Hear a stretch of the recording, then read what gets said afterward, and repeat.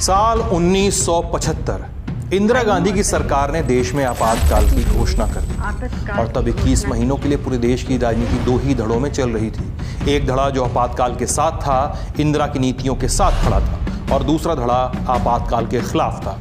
जाहिर है कि इमरजेंसी के साथ तो कांग्रेस पार्टी और उसके घटक दल खड़े थे और खिलाफ खड़े लोगों को एक चेहरा मिला था, जयप्रकाश नारायण उर्फ जेपी, छपरा के सिताब दियारा के रहने वाले सोशलिस्ट और स्वतंत्रता सेनानी, जिन्होंने आंदोलन छेड़ दिया था कि इंदिरा गांधी को जड़ से उखाड़ फेंकेंगी। जेपी को देश के बहुत बड़े हिस्से का सपोर्ट मिल रहा था। वो अलग अलग जगहों पे जा रहे थे ताकि इंदिरा सरकार के खिलाफ आंदोलन को मजबूत कर सकें।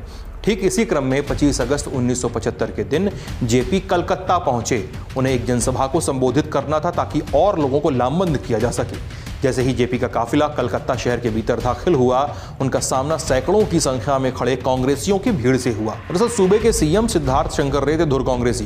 उन्होंने फैसला लिया था कि जेपी को बंगाल में सफल नहीं होने देंगे, लेकिन जेपी का काफिला बढ़ता ही जा रहा था।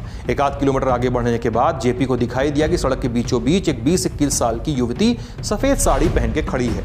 वो युवती तमतमाई आंखों से जेपी की कार को घूर रही थी। जैसे ही जेपी की गाड़ी थोड़ी नजदीक आई, महिला और उसके समर्थकों ने जोर से गाड़ी के बोनट पे हाथ मारा और गाड़ी रोकने की कोशिश की। चारों ओर से कांग्रेस कार्यकर्ता नारे लगा रहे थे। वो युवा महिला नेता कुछ देर बाद जेपी की कार के आगे सड़क पर लेट गई। जेपी का काफिला एकदम थम चुका था। वो आप बढ़ नहीं पा रहे थे आगे। कांग्रेस कार्यकर्ताओं का प्रोटेस्ट काम कर रहा था। कार्यकर्ताओं के मन में एक विजय का भाव था। वो युवा महिला जो अब तक सड़क पर लेटी थी, अपनी जगह से उठी और जयप्रकाश नारायण की उस सफेद एम्बेसडर कार के बोनट पे चढ़ गई। उसने कार के बोनट से नारे लगाए, भाषण दिए। कहा जाता है कि उस महिला नेता ने विजय नृत्य भी किया। उस कार के अंदर बैठे जेपी ये सारा दृश्य देख रहे थे। कुछ दिनों बाद उस महिला नेता की तस्वीरें दिल्ली तक गईं।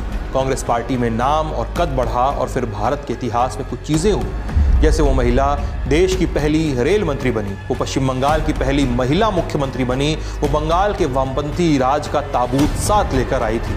अब तक आप समझ ही गए होंगे कि हम बात कर रहे हैं तृणमूल कांग्रेस की सर्वेसर्वा और पश्चिम बंगाल की मुख्यमंत्री की। हम बात कर रहे हैं ममता बनर्जी की, दीदी की। और बिग बंग स्टोरी के इस एपिसोड में बात तृणमूल काल की।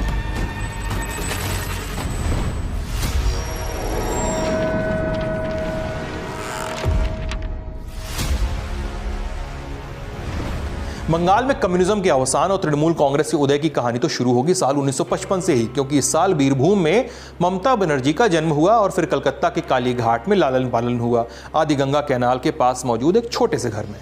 ममता बनर्जी जिस समय बड़ी हो रही थी, उसमें बंगाल कम्युनिस्ट पार्टियों की जद में जा रहा था। ताशकंद में बनी